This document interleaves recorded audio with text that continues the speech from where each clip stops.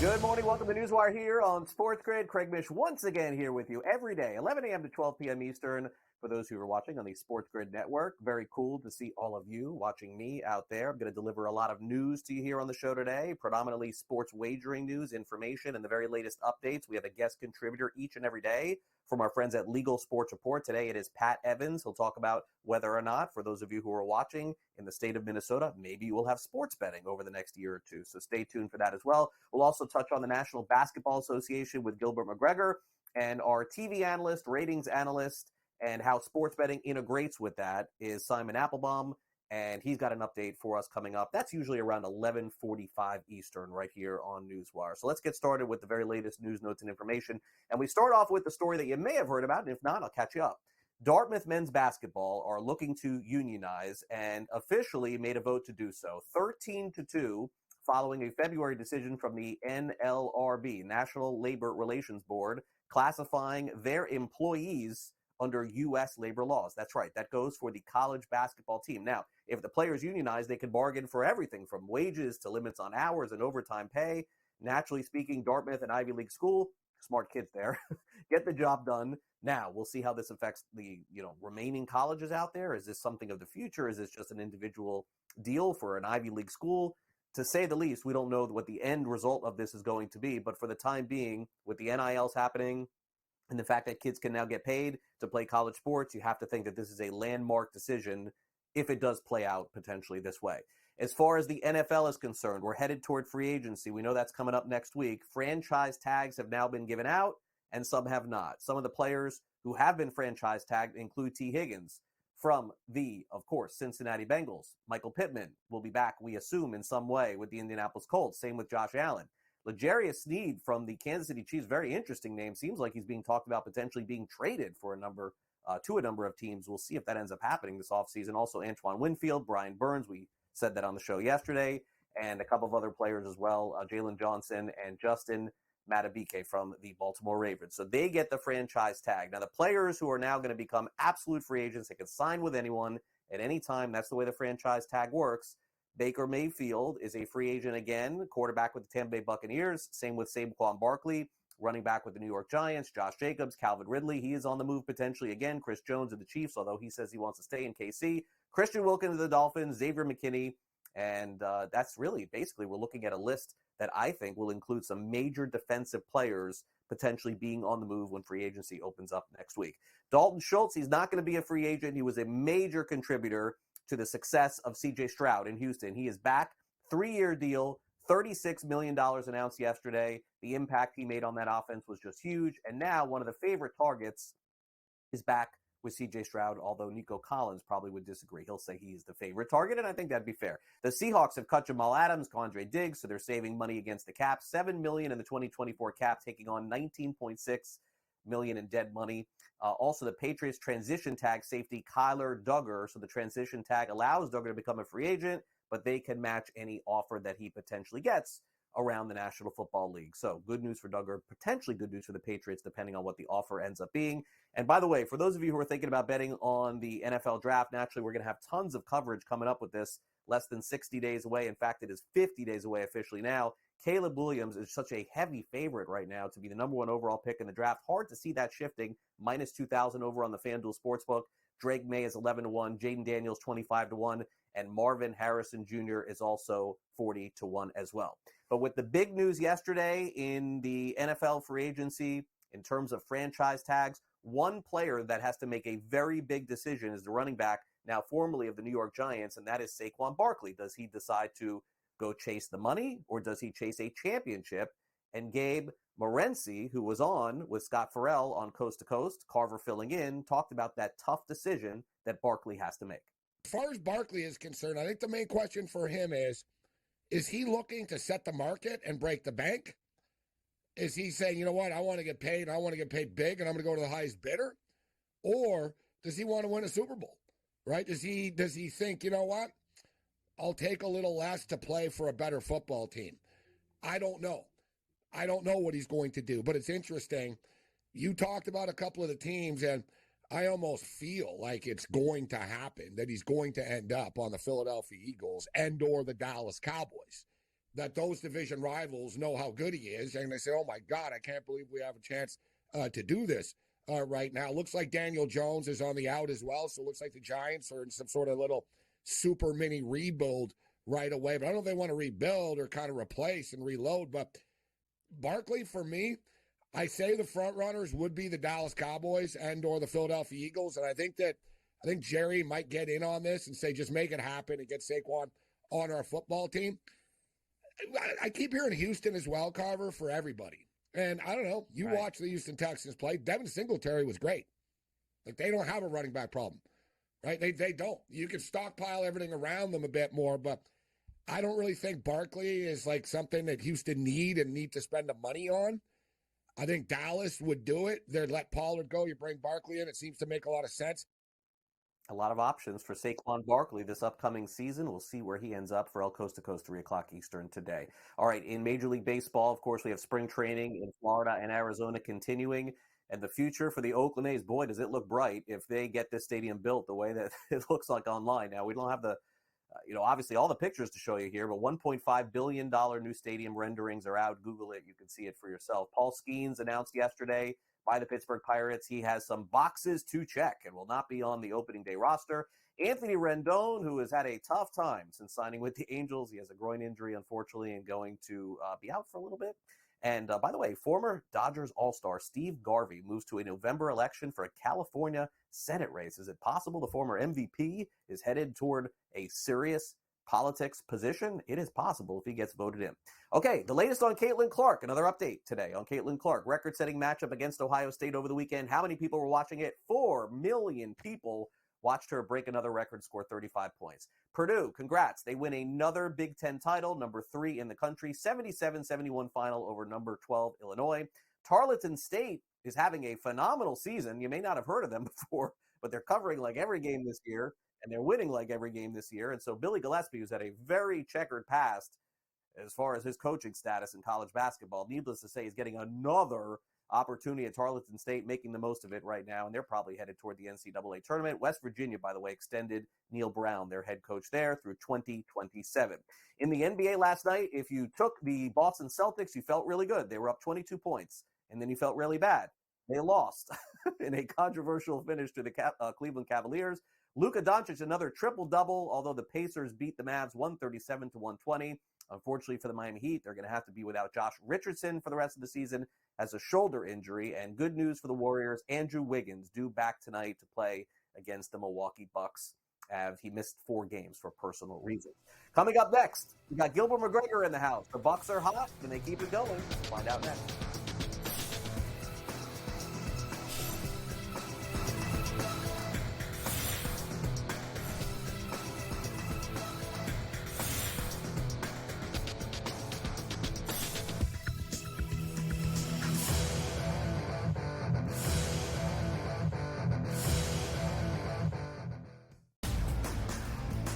The Lakers lose by double digits last night on the road in Phoenix against the Suns. The Suns get their first victory following the All-Star break, winning by 10 and covering. Anthony Davis played 42 minutes in that game. LeBron James played 37 minutes in a loss. This is the same thing. It's like repeating this over and over and over. Sure, do you want to win these basketball games? Yes, but you sort of say to yourself, all right, at what cost do we have? The Early Line, only on SportsGrid. The Bostonian versus the Book. In the Big Ten, it's the same thing. No offense to you guys. This feels like the Penn State rule. This feels like This is the guaranteed Penn State to get in. We need to Penn find State's a way to let them in because they can't beat Michigan. They can't beat Ohio State. But Right. if we make them a third, They get in. this is they're the Penn always State going to rule. be better than the West half. Yep. That 1 year that Lightning in a Bottle catches on the West half, we'll let them in too because they'll bring people. The Bostonian versus the Book.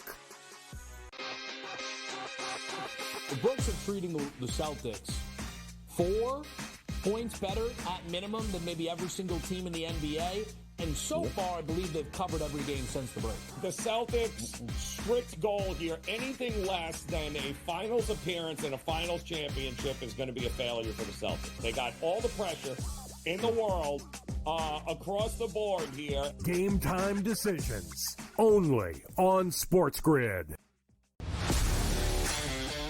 Laying points on the road in college basketball is an absolute landmine. I would not do it. I won't do it the rest of the year. I'm done doing that because it just consistently loses. I mean, 3 possessions in a 9-point game in which the opposition now is the clock, not the actual team you're facing, right? Right. And these guys are taking up shots. I mean, it's just like, that's why it's the NBA. In-game live, prime time, only on SportsGrid. It's smarter to be on SportsGrid, your 24/7 sports wagering network. The early line. Magical and historic season in Lincoln, Nebraska continues. He is the best player in the NBA, but also in the biggest moments where the national media is watching. NewsWire. Something that we have never seen happen before with one of the iconic coaches in the game. Pharrell coast to coast. The team covers. It's automatic. It's every time. Not sometimes. It's every time. Game time decisions. Luka is actually far more dangerous from 3 on the road this year than at home. This game here tonight, you may want to consider taking as many points as humanly possible. In-game live, prime time. We got not 1, but 2 coaches fired systems in place. Sports Rage This late sort of night. has letdown written all over it. It's going to be hard to match the emotion that they played with the other night. It's smarter to be on SportsGrid.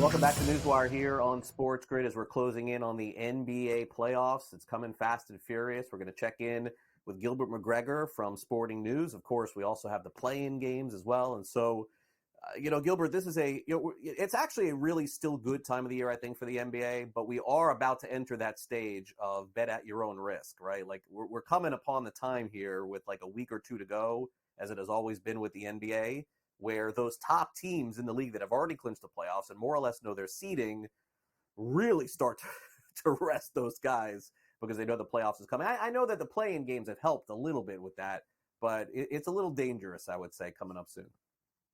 Absolutely, Craig. I mean, we're kind of a little over 5 weeks left in the season. And when you turn the corner, as you mentioned, teams start to clinch seeding, but also another thing that we've seen in the past, teams try to manipulate the standings a little bit. So they might rest guys on nights where they typically wouldn't rest guys because there's a first round matchup that they think is a little more advantageous. So this is the time where if you want to continue to get on the action with these games, be very, very attentive to what's going on in the standings and the injuries and guys who might rest on nights where they wouldn't necessarily rest earlier in the year.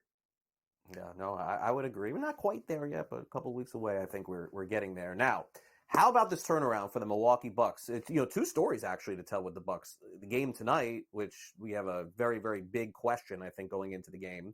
But the story of the second half, or at least you would say after the All-Star break, is the fact that the Bucks look exactly like who we thought they would be. They hired Doc Rivers to do a job, Gilbert. It took him some time, very clearly, to get everything in a row, but they have been playing awesome basketball. They've moved to 7-1 now to win the NBA championship on the FanDuel Sportsbook. And remember, when they were going through that streak, I think they were like 10 or 11-1. Is what you're seeing legit, or is it just a hot streak from the Bucks? I do think it's legit, and it's interesting because we knew that, in bringing in a new head coach at that stage of the season, it was going to take time. And I'm not necessarily one who was for the firing of Adrian Griffin, but I understand why they made that decision. Giannis is 29, Damian Lillard is 33, and this Bucks team is generally just one of the older teams in the NBA. So if your best player feels like the guy leading the way isn't the best suited to lead them to win an NBA title, it makes sense. Now with Doc, things were going to get worse before they got better. That loss going into the All-Star break was probably rock bottom for this team, losing to a Grizzlies team who was down half of their roster. But they figured it out since then. I think just time together.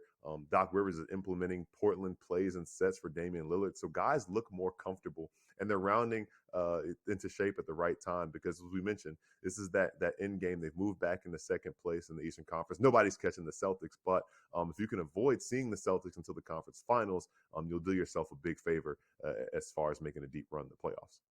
Yeah, especially having to play Boston at home in a 7-game series where they have been as dominant as any team in the league in a long time. Now, for those people who were thinking about backing Milwaukee tonight over on the FanDuel Sportsbook, if they didn't pay attention to earlier in the week, they're going to be surprised and probably jump all over this by taking Milwaukee plus 4.5 points tonight at Golden State. But if FanDuel knows something, it seems to indicate here that Giannis may miss tonight's game. He left Monday's game against the Clippers due to left Achilles tendonitis. It's been bothering him. I believe, Gilbert, he's listed as questionable for the game, but the point spread here tells me he's not going to play in this game tonight. This doesn't even look like a hedge here at all from FanDuel. I suppose if he did, what's he worth? 2.5 points, 2 points, somewhere along those lines, probably Warriors -2. But odds are telling me tonight that come, 5, 6 o'clock Eastern, you're probably going to see Warriors -6 or 7. It certainly would indicate that Giannis isn't going to go tonight. And I understand taking the cautious approach because winning on a Wednesday night in San Francisco was not important in the grand scheme of things for this Bucks team. But also, we just saw this Bucks team beat the Clippers without Giannis. Granted, it was a home game. They rallied in that game behind their home crowd, and Damian Lillard had an excellent game, a 40-point performance. Can he replicate that in San Francisco? He is a Bay Area native, and he and Steph Curry tend to have some duels when they go against one another. So I'm expecting at least a good duel between the 2 point guards. But the Warriors have been playing really good basketball lately. They'll get Andrew Wiggins back. He missed the last 4 games. They went 3-1 on their road trip. Seemed like they punted that last game in Boston. But I think being back home will rejuvenate this Warriors team, especially given how well they've been playing lately. They're pretty much at full strength for the first time in a few months. So it makes sense that Golden State would be the favorite like this. And it also makes sense that Milwaukee might continue to stay cautious with Giannis. Yeah, could see tonight a game without Giannis. We'll see if Milwaukee can win tonight on the road. Now, the story right now, as you know, Gilbert, for the New York Knicks has been injuries, and more injuries. Jalen Brunson missed another game. The Knicks lost last night 116-100. I mean, the Knicks were the hottest team in the NBA a few weeks ago, but then all of a sudden they got hit worse with injuries maybe than any team in the NBA. I mean, maybe Philly would disagree with not having Joel Embiid, but certainly the sum of the parts of all these Knicks being out has really cost them. And I suppose at this point, what it's really costing them, I would guess, if you agree, Gilbert, would just be seeding at this point, because I do think that they're going to get in the playoffs. But I would ask you, how important will their seeding be in the Eastern Conference? As you said, avoiding Boston potentially in like a second round would be the thing that the Knicks would try to avoid, right? That would be it. If the Knicks finish 4th or 5th, advancing past the first round would guarantee you a date with Boston. I guess not necessarily guarantee. We saw a number 1 seed lose last year in the opening round, but it would all but guarantee a meeting with the Celtics. So maybe they would rather finish 6th than 4th or 5th. I think the thing other than seeding is momentum. You mentioned that the Knicks were one of the hottest teams in the NBA after they made that trade for OG Anunoby. The vibes were great in New York City. I think their fans had rallied around that team and really felt a certain sense of magic about that. And, they go down 1 starter, then it's 2, then it's 3 and 4. So now, any NBA team that's down 4 starters would certainly feel it the same way this Knicks team is feeling it. I guess now the focus can shift to when you get those guys back in the lineup. I think they dodged, a major injury with Jalen Brunson. They hope to get Julius Randle back. OG Anunoby maybe is turning the corner on getting back, and Mitchell Robinson's the one who has the biggest question mark. But they can get those guys back with enough of a runway to get reacclimated ahead of the playoffs, then I think they should still feel good because ultimately, if you want to make a deep run, and we were talking about the Knicks potentially making a surprise deep run, you have to beat teams like the Celtics or the Bucks or the Cavaliers. So it doesn't matter if you see them in the first round or second round. You have to be good enough to do that, and they do have enough talent, and they have the infrastructure to at least make some noise in the postseason. Yeah, and the Knicks are not the only team, by the way, Gilbert. I would say that this time of the year, generally speaking, I mean, I don't remember. Look, every year, I guess I'm a prisoner of the moment. It does feel like an inordinate amount of injuries happening right now in the NBA. Maybe it is just rest time, and they're not as serious as they're supposed to be. We saw LeBron miss some games. We saw Joel Embiid miss some games. Now we got Giannis potentially missing some games. All these Knicks guys are out too. Sure, I'm missing some others. But is that normal for this time of the year? It does feel like we're here in March and we're heading toward playoff time. And I'm hoping it's just about rest but some of these injuries I know are legit.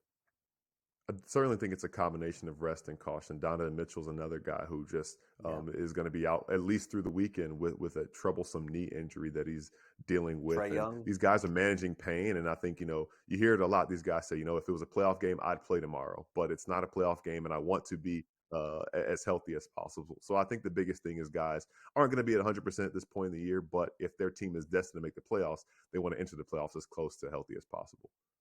Yeah, it does make sense. Trae Young also with the Hawks as well. All right. Well, Gilbert, great to catch up with you here on NewsWire. Enjoy the rest of your week. We'll catch up again on the NBA next week as we close in on the playoffs. Sounds good, Craig. Thanks for having me. All right. Gilbert McGregor with us here, courtesy of Sporting News. All right. Coming up next, a new partnership in sports betting with a team in the National Football League. We'll dive into that next with Pat Evans. And as we mentioned, so many people watching Caitlin Clark's run toward what could potentially be a national championship with her. We'll talk about what that could mean for the ratings with Simon Applebaum of the podcast Tomorrow Will Be Televised. He's in our studios in New York and will update us coming up in about 15 minutes from now. Stay with us here. More NewsWire coming up next.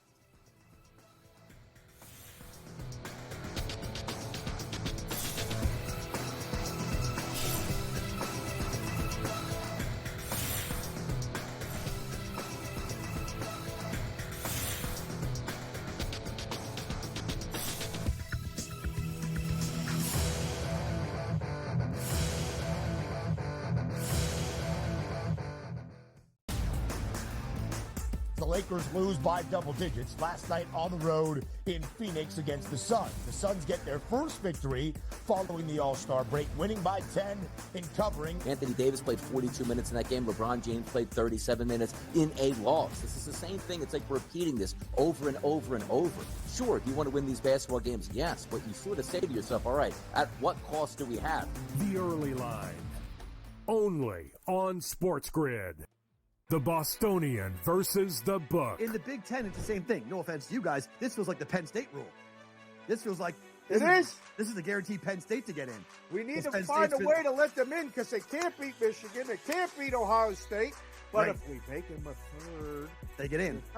This is they're the Penn always State going to rule. be better than the West half. Yep. And that 1 year that lightning in a bottle catches on the West half, we'll let them in too because they'll bring people. The Bostonian versus the Book. The books are treating the Celtics 4 points better at minimum than maybe every single team in the NBA. And so far, I believe they've covered every game since the break. The Celtics' strict goal here, anything less than a finals appearance and a finals championship is going to be a failure for the Celtics. They got all the pressure in the world across the board here. Game time decisions. Only on SportsGrid. Laying points on the road in college basketball is an absolute landmine. I would not do it. I won't do it the rest of the year. I'm done doing that because it just consistently loses. I mean, 3 possessions in a 9-point game in which the opposition now is the clock, not the actual team you're facing, right? Right.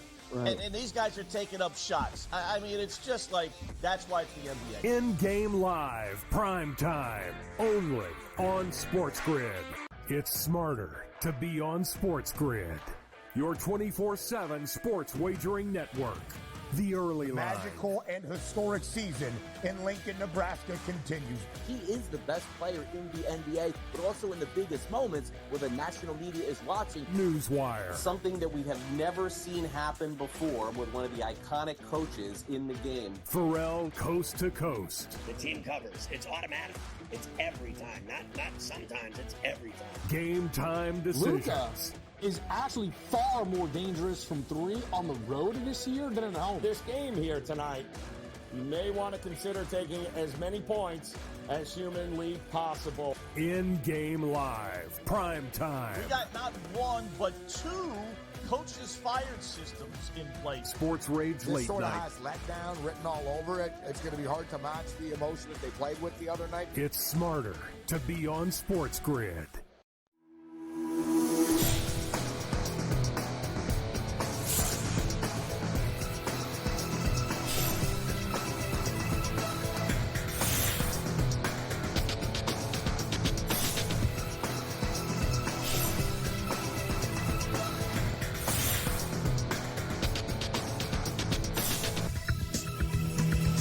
Welcome back to NewsWire. Our friend Pat Evans is with us from Legal Sports Report. We'll update you on the state of Minnesota, see if sports betting potentially is going to be starting up in the next year or two. We got some other stories to cover as well. Hey, Pat, great to have you back here on NewsWire as we dive into all of the latest topics. How are you doing?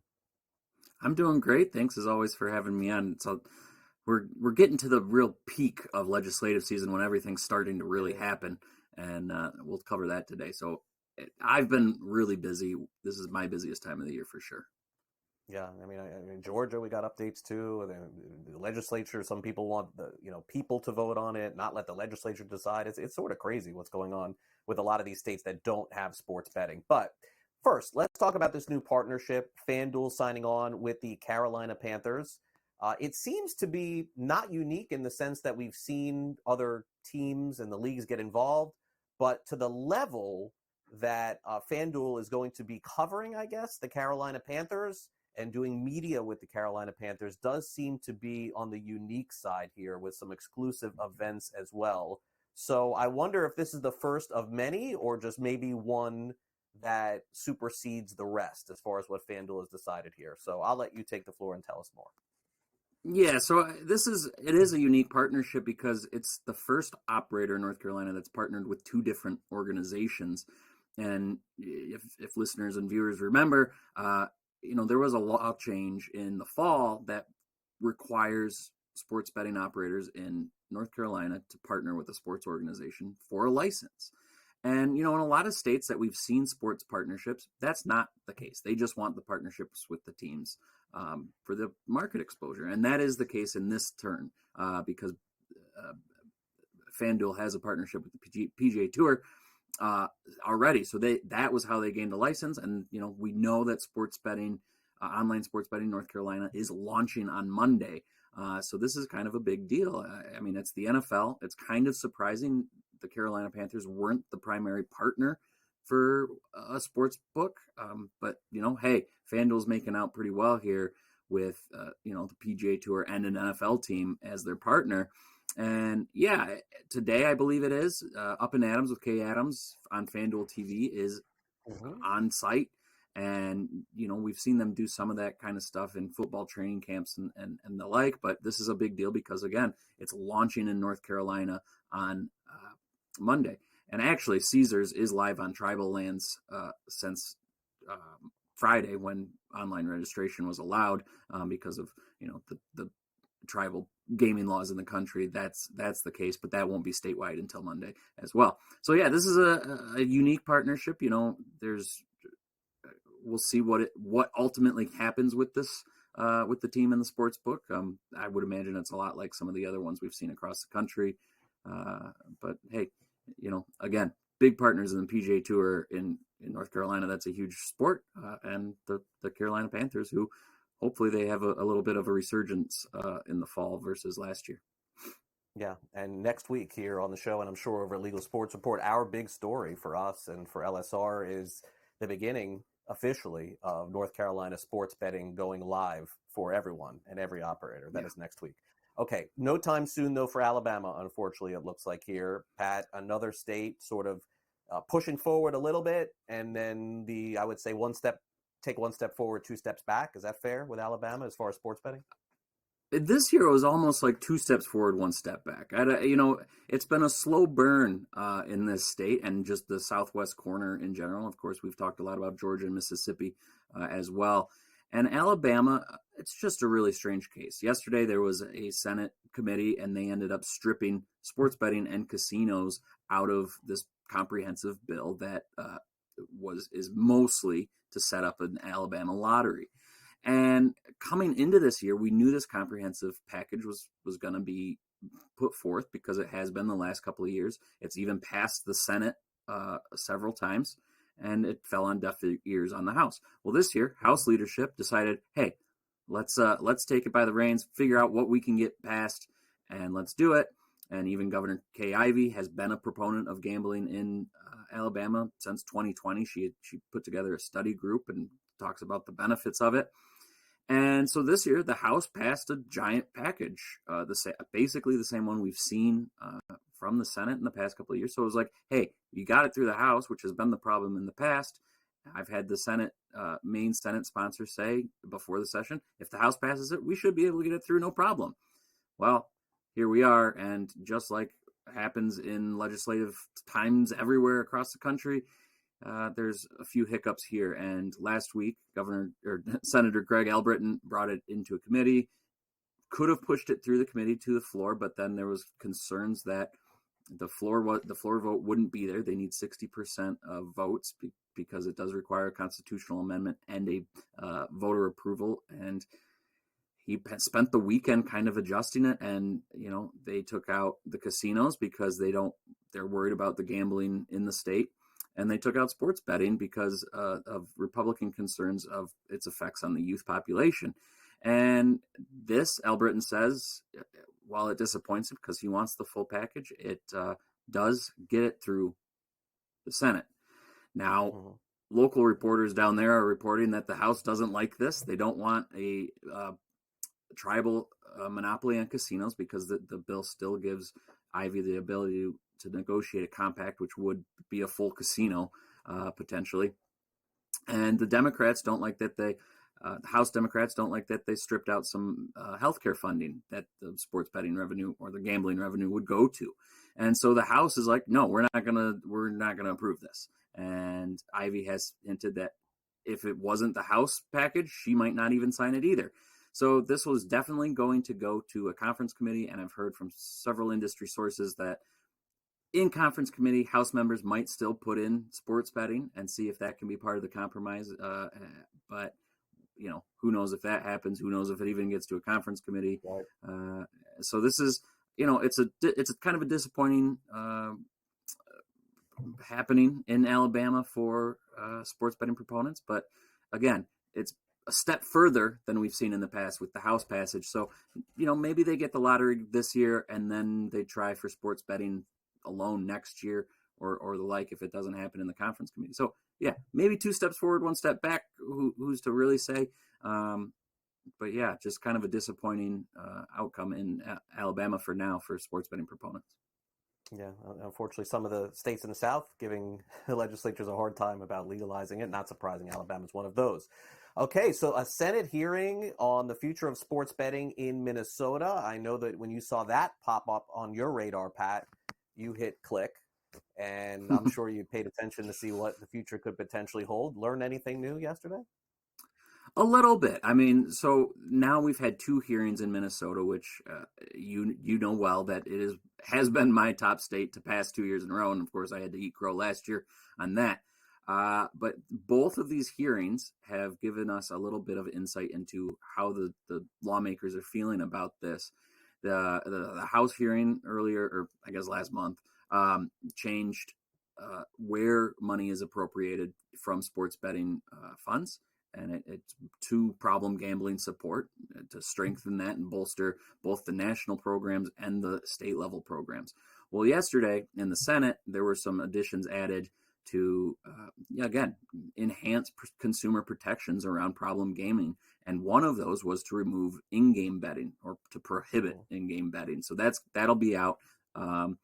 It also includes a, big helpline budget and a few other, key protections that one of the sponsors, Senator Matt Klein, wants to ensure that this is, he said, he wants it to be the safest state for consumers as it pertains to sports betting. And so that was the kind of action yesterday. A few other amendments were struck down or withdrawn, including a ban on collegiate sports betting, which of course would basically cut revenue in half essentially, and also not really, as Klein said, not really do any good in preventing problem gambling because people can find that betting elsewhere. So that was the development yesterday, and so we're seeing a fine tuning of this bill, which is still being negotiated on the side between the horse racing tracks and the tribes. The tribes get exclusivity right now because they are strong partners of the Democrat Farmer Labor Party, and they control both chambers and the governor's mansion. So this is kind of, they hold the power. They've killed sports betting legislation in the past. But the Republicans, which, you still need bipartisan support to pass any sports betting bill in pretty much any state, they want the struggling horse racing industry to have some involvement. So we're seeing this negotiation kind of play out. Yesterday, Klein said conversations are still being had. So I'm still optimistic that some sort of middle ground will be found, a compromise will be struck, and we'll see sports betting in Minnesota potentially later this year. But again, those conversations have to be successful, and they're ongoing. So we don't know the outcome right now. Yeah, and the future of Minnesota still lies, of course, in legislation's hands, as those, the remaining states too. Put it in the hands of the people is, sort of the narrative right now. Maybe you get sports betting legalized in some of these places. Remains to be seen. Pat, great stuff as always. Thanks again for coming on NewsWire. We'll catch up with you again next week on the show for further updates and the latest on sports betting in North Carolina going legal. Thanks again. Yep, thanks as always, Craig. All right, Pat Evans from Legal Sports Report. Coming up next, our friend Simon Applebaum is in the studio talking viewership in the NCAA tournament, men's and women's side, and also Ben Stevens previews the odds to win the national championship, tells us who he's bullish on as well. More NewsWire up next.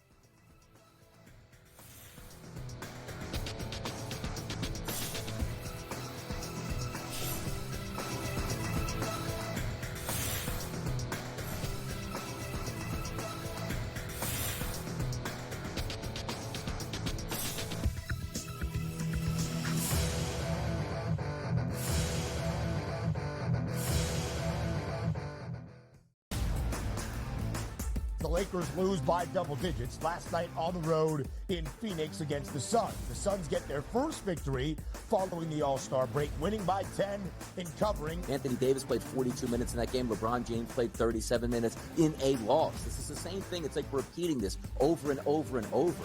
Sure, do you want to win these basketball games? Yes, but you sort of say to yourself, all right, at what cost do we have? The early line.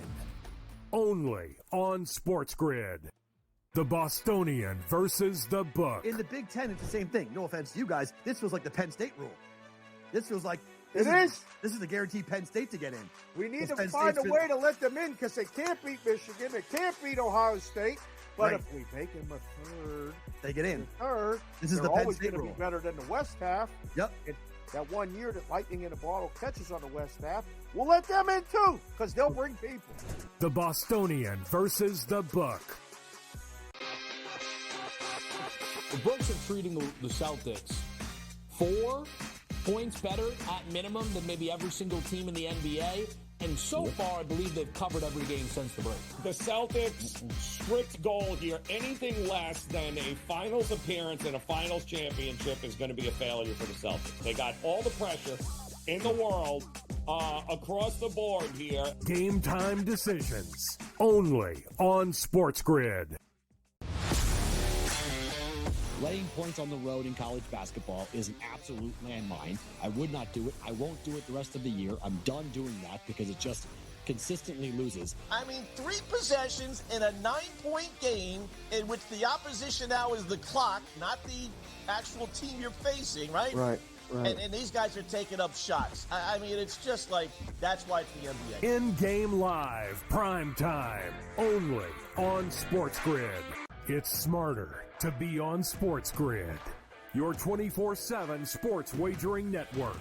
The early line. Magical and historic season in Lincoln, Nebraska continues. He is the best player in the NBA, but also in the biggest moments where the national media is watching. NewsWire. Something that we have never seen happen before with one of the iconic coaches in the game. Pharrell, coast to coast. The team covers. It's automatic. It's every time. Not sometimes. It's every time. Game time decisions. Luka is actually far more dangerous from 3 on the road this year than at home. This game here tonight, you may want to consider taking as many points as humanly possible. In-game live, prime time. We got not 1, but 2 coaches fired systems in place. Sports Rage This late sort of night. has letdown written all over it. It's going to be hard to match the emotion that they played with the other night. It's smarter to be on SportsGrid.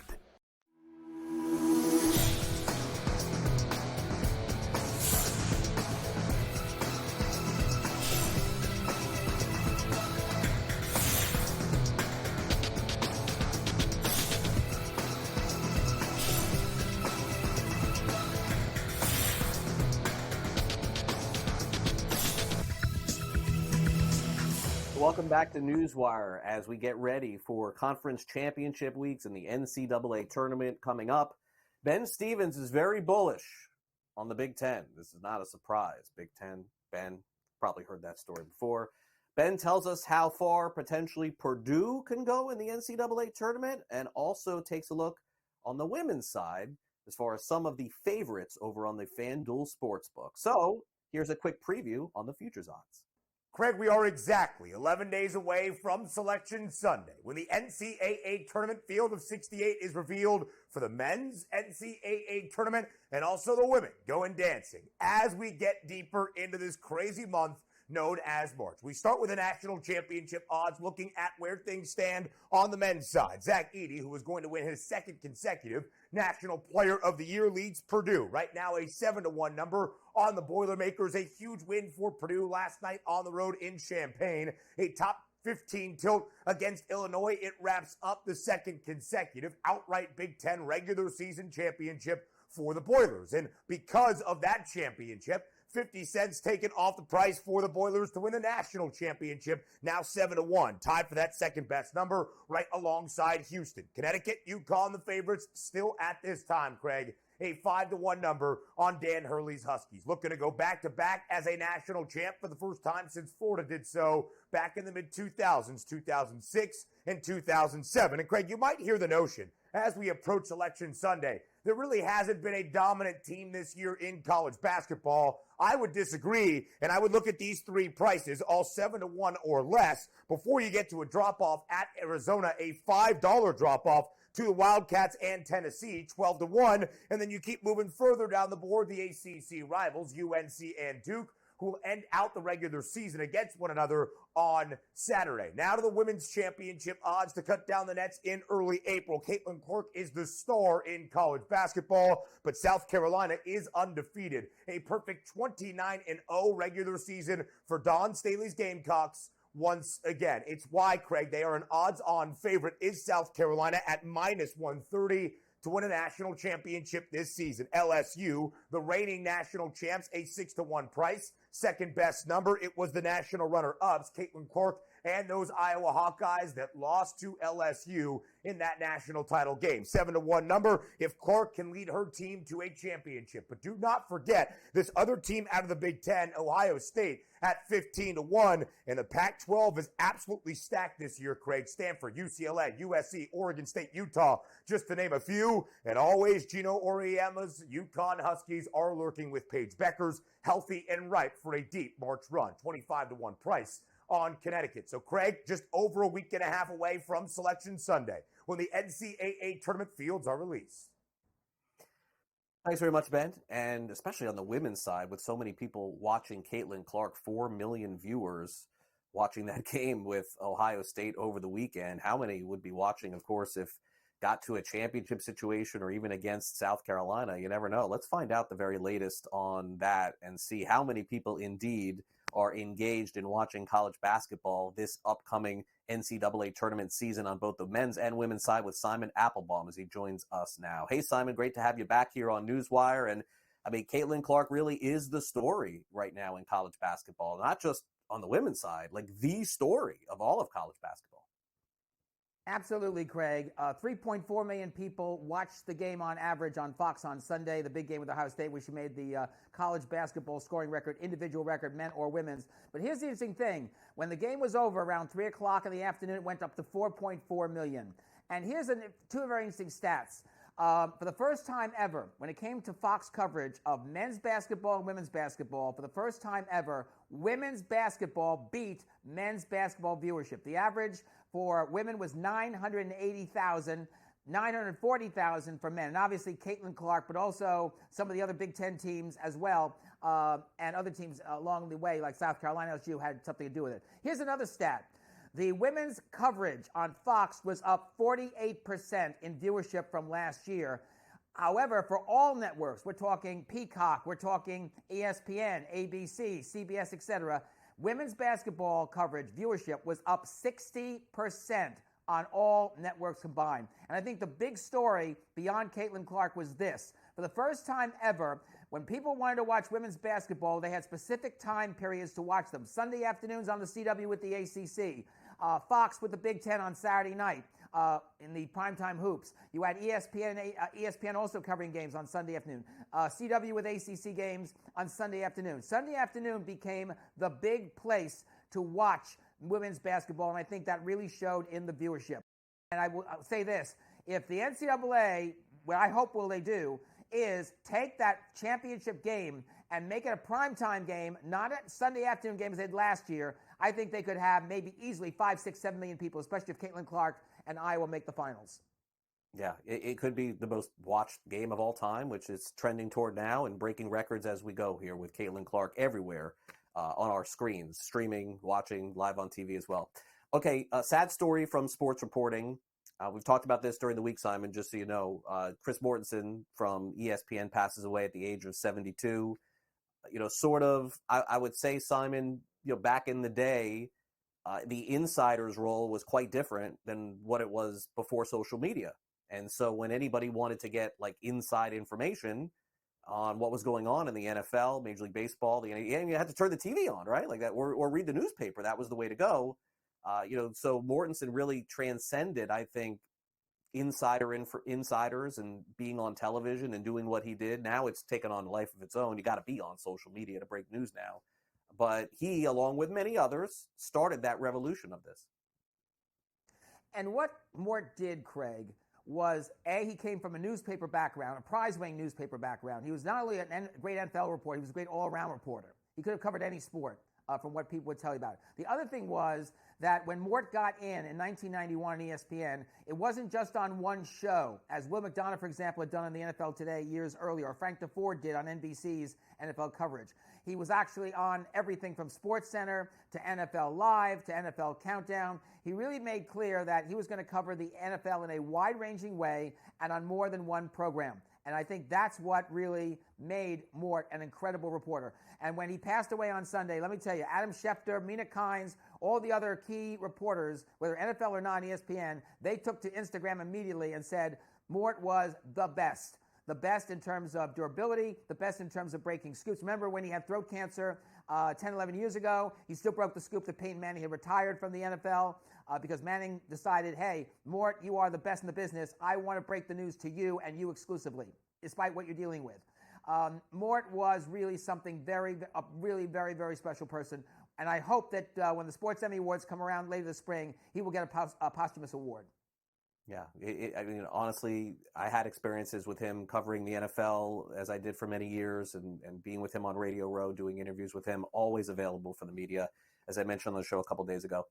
Okay, now, out of the pandemic and kind of into the pandemic, we found different ways to sort of engage in sports. One of them was an event called The Match.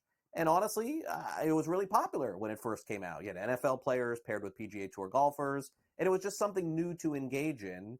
And unfortunately, Simon, it seems like some other, pandemic, post-pandemic programming, some of this is not as popular as it was at the time. And I feel like The Match, with some of the recent ratings results, may fall in line with some of that. You may be right, Craig. When The Match first came out 5 years ago, when you had Tiger Woods and Phil Mickelson and Tom Brady and Peyton Manning together, it had nearly 6 million viewers on one network, TNT. This past Sunday, The Match was on. I thought it was a very interesting match. You had PGA stars like Rory McIlroy and LPGA stars like Lexi Thompson and Rose Zhang, who may be the new Michelle West in that tour. They had a pretty good match. The problem was it was on 3 networks, simulcast on TBS, TNT, True TV, just a little more than 500,000 homes.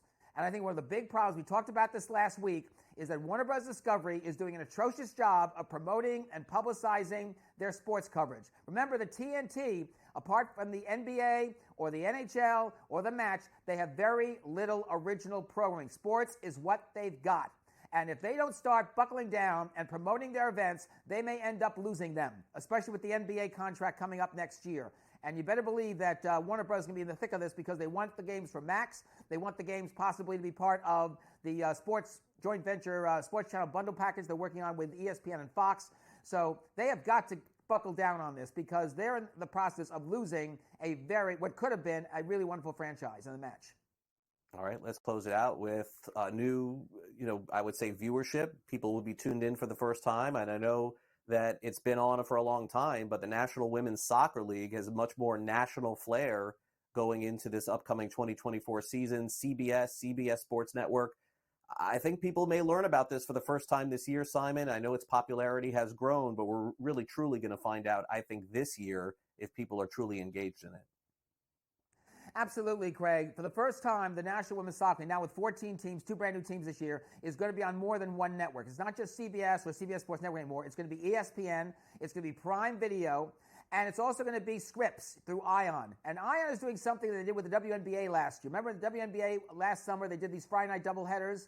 Well, with the starting next weekend, I believe, the National Women's Soccer League, they're going to do a Saturday night doubleheader, which will also include some possibilities for local programming as well, featuring, let's say, a team in a particular market. So I would suggest that for the other networks, they follow ION's lead and do specific time periods. Because it's very clear that women's sports does better in viewership if you give people specific time periods to watch and you make sure that the promotion and the publicity backs it up. That's what ION did with the WNBA, did very well with it. And I think they'll do, and they're already doing it, by the way, with advanced promo spots for the NWSL. And I think all the other networks should follow that lead. I think this is the year that the National Women's Soccer League, like other women's sports, could break out and break out big. Yeah, it could very well be. And Simon, I guess, as the theme goes along with it, and I would ask you this, maybe it's, not correlated at all just because Caitlin Clark is, an absolute superstar. And I mean, wait till we see what the ratings are going to be of the WNBA draft and her performance in the WNBA draft. But it seems like the rising tide here is lifting all ships. I mean, at this point, with the way that Caitlin Clark has captured the country, I would say that all of these other leagues, whether it is women's soccer or pro basketball or lacrosse, volleyball as well, I mean, what she's doing just for women's sports in general is sort of unprecedented at this point. It is, and I think, Craig, what's going to do is it's going to fuel entrepreneurs to do more leagues, whether it is a women's lacrosse league, whether it is a pro women's football league, which there is right now, and maybe it will get some of these leagues like Athletes Unlimited and others to finally get off the dime and publicize and promote the programming. ESPN just made an expensive expansion deal with Athletes Unlimited, which is a 4-sport league. Volleyball, lacrosse, softball, and basketball. If they finally fix out how to do it, which is to have teams that stay put rather than change every week with the coaches every week, I think they got a shot to become a very special women's pro organization. But again, you got to publicize, you got to promote, you've got to have the teams in cities where you get a fan base. And I think that'll be the key. Yeah. Well, Simon, great stuff as always. Thanks for coming on the show. We'll catch up next week ahead of the NCAA tournament. Thanks again for coming on. You're very, very welcome, Craig. Take care, have a great weekend, and rest in peace, Mort, and condolences to his family and many, many, many, many millions of friends. All right, well said. Simon Applebaum, his podcast tomorrow will be televised on Blog Talk Radio. Coming up next, Shaquille O'Neal gets an opportunity to get a memento, but doesn't do great with it.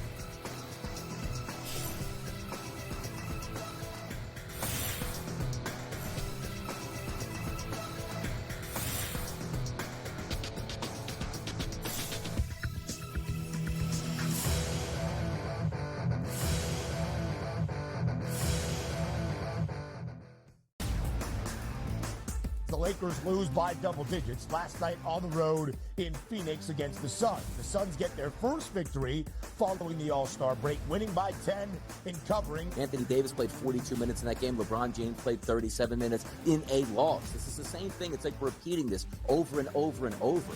Sure, do you want to win these basketball games? Yes, but you sort of say to yourself, all right, at what cost do we have? The Early Line, only on SportsGrid.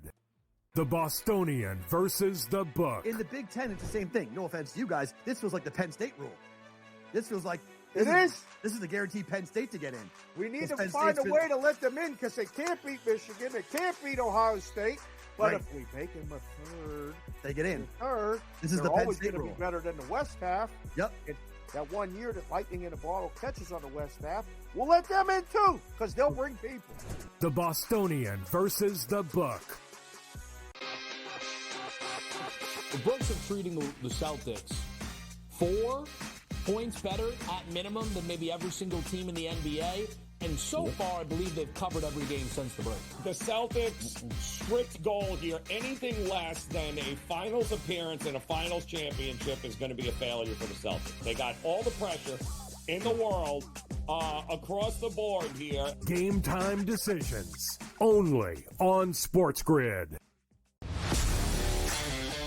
Laying points on the road in college basketball is an absolute landmine. I would not do it. I won't do it the rest of the year. I'm done doing that because it just consistently loses. I mean, 3 possessions in a 9-point game in which the opposition now is the clock, not the actual team you're facing, right? Right. And these guys are taking up shots. I mean, it's just like, that's why it's the NBA. In-game live, prime time, only on SportsGrid. It's smarter to be on SportsGrid, your 24/7 sports wagering network. The early line. Magical and historic season in Lincoln, Nebraska continues. He is the best player in the NBA, but also in the biggest moments where the national media is watching. NewsWire. Something that we have never seen happen before with one of the iconic coaches in the game. Pharrell coast to coast. The team covers. It's automatic.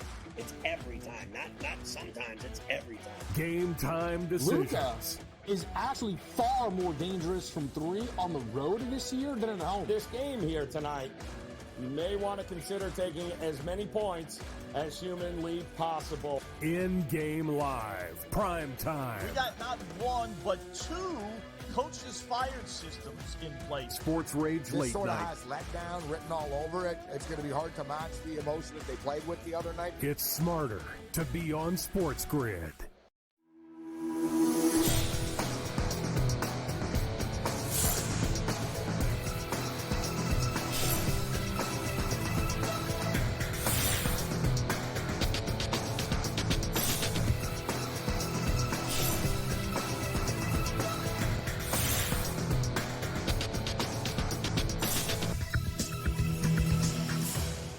Watching the NBA on television is the gift that keeps on giving, especially with Shaquille O'Neal and Charles Barkley, Ernie Johnson, Kenny Smith. It's great programming. And last night, it was really cool to see the Cleveland Cavaliers give out a bobblehead. And the bobblehead was hometown guys of Jason Kelce and Travis Kelce in, Cavs gear. So, of course, the Cavaliers did the right thing and sent over a bobblehead to the team over on TNT, including Shaquille O'Neal. But unfortunately for Shaquille O'Neal, and this is funny, I mean, the video you got to watch online because we don't have the right to play it, but pretty funny that Shaquille O'Neal actually broke the bobblehead. Yes, Shaquille O'Neal broke the free bobblehead, the very exclusive bobblehead that people were lined up outside to get of the Kelce brothers. We've all broken a bobblehead before, haven't we not? Is there anybody watching the show that hasn't accidentally broken a bobblehead before? I know I have. I know Frank has. He breaks bobbleheads all the time, our associate producer. Michael Cohen, I'm not sure. Maybe they've broken one before. But, we've all gotten one, and then we hit the bobblehead, and then all of a sudden, it breaks off. I think I have a bobblehead near me. Hold on a second. I think I have one near the show. This is actually not a broken bobblehead. It's the only bobblehead I have that's even near my studio here. This is actually Bill King. It's like a talking bobblehead from the Oakland A's. Now the talking part doesn't work. I don't want to play it because it's going to ruin the end of the show. It's just like real scratchy audio. But we've all done it before. Like we hit it and then boom, the thing breaks and that's it. But needless to say, Shaq did his best breaking version of a bobblehead too. All right. Anyway, that'll do it for our show today. Thanks to Simon Applebaum for coming on. Also Pat Evans and Gilbert McGregor. Those were our guests. Ben Stevens with his preview video, of course, of the futures in the NCAA tournament and women's college basketball as well. Thanks, of course, to our associate producer, Frank, our producer, Michael. I'm Craig Mish. Our next edition of NewsWire comes your way tomorrow morning at 11 a.m. Eastern. Early line is on deck next, followed by Pharrell Coast to Coast at 3 o'clock Eastern. So keep it live here on SportsGrid for the rest of your day. Have a great rest of yours. I'll see you tomorrow morning at 11 a.m. for our next edition of NewsWire.